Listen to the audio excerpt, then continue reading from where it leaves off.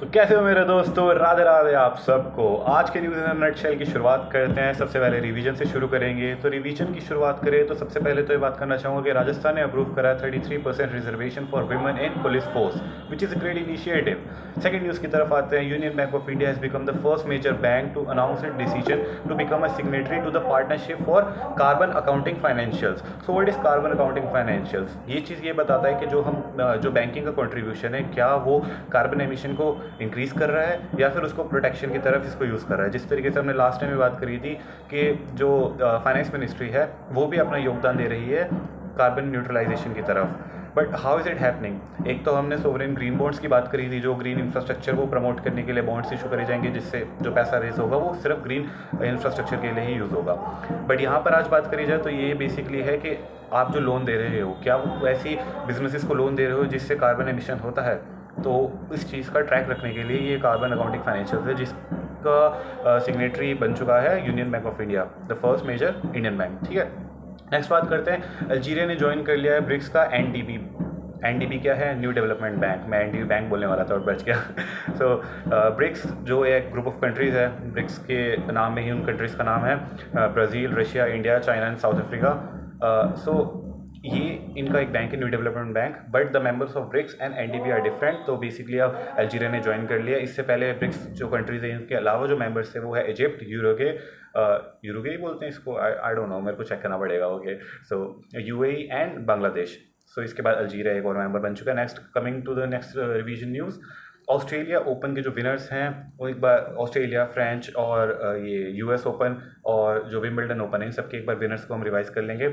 अगर हम men's category की बात करी जाए तो दो ही बेसिकली विनर्स हैं जो दो दो ओपन जीत चुके हैं। सबसे पहले तो ऑस्ट्रेलिया की बात करें, ऑस्ट्रेलिया और यूएस जो फर्स्ट और लास्ट है। अगर इन चारों की सीरियल वाइज भी एक बार बात कर लेते हैं, सबसे पहले होता है ऑस्ट्रेलिया ओपन, फिर उसके बाद आता है फ्रेंच ओपन, फिर विंबलडन और लास्ट में यूएस। और बात करी जाए तो इसके अगर अब मैं सिमिलैरिटीज़ देखूँ तो सबसे पहले ऑस्ट्रेलिया है और सबसे लास्ट यूएस है। दोनों के दोनों हार्ड कोर्ट में खेले जाते हैं। दोनों के जो मेंस के विनर हैं वो है जैनिक सिनर, जो कि इटली से बिलोंग करते हैं। और जो बीच के दोनों है विंबलडन और फ्रेंच ओपन, इन दोनों के जो मेंस में जो विनर है वो है अपने कार्लोस अल्कराज। अब इसको याद करने के लिए बहुत ही एक क्लीशे सी एक ट्रिक मैंने सोची है अभी अभी कि अल्कराज जो है वो राज रख रहे हैं, और राज रख रहे हैं ज़रूर उन्होंने कुछ पाप करा होगा, और पाप को बोलते हैं सिनर सिन। तो जो जैनिक सिनर है वो मेंस में जीते हैं, और इसके अलावा जो क्या नाम था इनका, कार्लोस अल्कराज, वो मेंस में जीते हैं फ्रेंच और विंबलडन। ठीक है, अगर विमेन की बात करी जाए तो ऑस्ट्रेलिया ओपन में जो विमेन की जो सिंगल्स की विनर है वो है Aryna Sabalenka ma'am, who belongs to Belarus. और फ्रेंच ओपन में विमेन की सिंगल्स हैं कि जो विनर है वो है Iga Swiatek from Poland. And Wimbledon में बारबोरा क्रेजिकोवा फ्रॉम चेक रिपब्लिक। एंड यूएस ओपन में again Aryna Sabalenka from Belarus. Next news is that G20 presidency इस बार ब्राज़ील के पास है। और जो ट्राइका की बात करता है जिसमें 3 कंट्रीज़ का ग्रुप आता है, पास्ट प्रेजेंट एंड फ्यूचर वाला, तो लास्ट ईयर हमारे पास प्रेसिडेंसी थी इंडिया, इस टाइम ब्राज़ील के पास है। And next time it is going to be with South Africa. एंड अभी अमिताभ कांत जी जो है वो इंडिया के शेरपा हैं, who represents India in these meetings. मतलब depends upon meeting to meeting, क्योंकि कुछ मीटिंग जो स्पेसिफिक सेक्टर की होती है तो उसमें स्पेसिफिक मिनिस्टर के सेक्रेटरी या फिर जो यूनियन मिनिस्टर या फिर जो मिनिस्टर फॉर स्टेट है वो ऐसे अकॉर्डिंगली रिप्रेजेंट करते हैं। Coming to the next news, अब जो क्लासिकल लैंग्वेजेस का जो नंबर है वो 6 से बढ़कर 11 हो चुका है। जो 5 न्यू एडिशन हुए हैं वो है Assamese, Pali, Prakrit, Bengali and एक और तीन मुझे याद नहीं, मराठी। तो ये सारी 11 लैंग्वेजेस हैं अब क्लासिक में। These are the newly added 5 languages, पहले की 6 हैं अलग, उसके बारे में अभी डिस्कस नहीं करेंगे, क्वेश्चन भी इसी के रिगार्डिंग बनेंगे। ठीक है, तो अब आते हैं न्यूज़ की तरफ। ऑलरेडी हम काफ़ी ज़्यादा लेट हो चुके हैं, फटाफट कवर करेंगे। मिनिस्ट्री ऑफ कल्चर ने इनॉग्रेट करा है Amrit Parampara. Basically it's going to be function more like umbrella function, क्योंकि इसके अंडर और भी सब फंक्शंस होने वाले हैं। तो इसके अंडर जो एक फर्स्ट सब फंक्शन होने वाला है वो है मिनिस्ट्री ऑफ एक्सटर्नल अफेयर्स की तरफ से कावेरी मीट्स गंगा। सो कावेरी होगी साउथ की रिवर, गंगा हो गई नॉर्थ की रिवर। तो बेसिकली एक रिश्ता और मतलब कॉम्बिनेशन जोड़ने वगैरह के लिए ये बेसिकली हुआ होगा। So next coming, first Asian Buddhist Summit to be held in New Delhi with the theme Role of Buddha Dhamma in Strengthening Asia. Coming to the next news, targets कुछ हैं India के लिए जो हमें achieve करने हैं। 2030 में हमें रिवर्स बायोडाइवर्सिटी लॉस अचीव करना है, मतलब बायोडाइवर्सिटी से जो लॉस हो रहा था उसको हमें रिवर्स करना शुरू कर देना है 2030 तक। 2050 तक build a vision for harmony with nature. 2050 तक हम चाहते हैं कि सब कुछ सही सही हो जाए।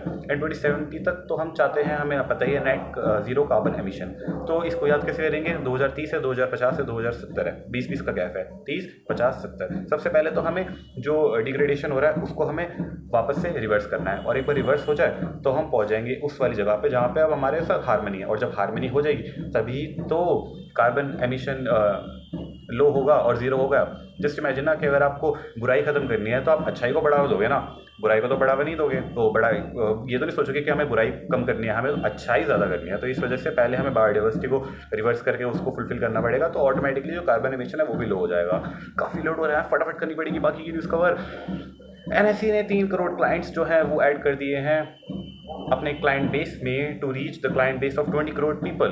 तो ये सारे जो है इंडिविजुअल इन्वेस्टर्स की बात हो रही है, बट अगर हम मेन इन्वेस्टर्स की बात करें जो टिपिकल इन्वेस्टर्स होते हैं, तो उसका जो नंबर है वो 10 करोड़ तक पहुंच चुका है, विच इज़ ग्रेट। एंड अगर स्टेट वाइज अगर हम चेक करें तो महाराष्ट्र जो है वो इस लीडर बोर्ड में टॉप करें, क्योंकि वहाँ से सबसे ज़्यादा इंडिविजुअल इन्वेस्टर्स हैं। इंडिविजुअल इन्वेस्टर 20 करोड़ हो चुके हैं, और जो मतलब बड़े बड़े इन्वेस्टर्स हैं जिनका काम ही टिपिकली इन्वेस्टिंग है वो 10 करोड़ हैं। So coming to the next news, civil registration system has been launched by Home Ministry। Civil registration system क्या होता है कि अब जो है वो सेंसस होने वाला है 2025 में, जिसकी बहुत ज़्यादा प्रोबेबिलिटी है। तो वो ऑफ कोर्स डिजिटल इंडिया हो चुका है 2011 के बाद, तो बहुत सारे चेंजेस आ चुके हैं। तो अब डिजिटल इंडिया की देन से इसको हो सकता है कि इसको फॉस्टर किया जाए। So coming to the next news, India army hits to Idaho USA for the 15th edition of India US exercise Vajra Prahar. Addition की तरफ ज़रूर ध्यान रखना, बहुत सारे क्वेश्चन आते हैं इसके अकॉर्डिंग। एंड इंडोनेशिया में भी हमारी इंडियन आर्मी गई हुई है for Garud Shakti exercise. Coming to the next news, Mansi Alawat ma'am जो है वो ब्रॉन्ज मेडल जीत चुकी है सीनियर वर्ल्ड रेसलिंग चैंपियनशिप में, जो कि अल्बानिया में हो रहा है in the 59 kg category. The last news of today, max Verstappen साहब जो हैं वो दोबारा से एक बार जीत चुके हैं, रेड बुल के लिए खेलते हैं। वो अभी साओ पोलो में हो रही थी ग्रैंड प्री, तो वहाँ पर वो F1 रेसिंग में जीते हैं, फॉर्मूला 1 रेसिंग में रेड बुल के लिए खेलते हैं। And he started at 17th and winner over first पे। कम ऑन यार, he is the great person, he is a great person, जो कि और भी ग्रेट पर्सन है। So that was all from my side. Don't forget to subscribe to the cool school on Telegram to stay connected and have amazing content I guess. बाकी feedback के लिए मेरे दोस्तों से पूछ लेना होगा। टाटा बाय, कल मिलेंगे।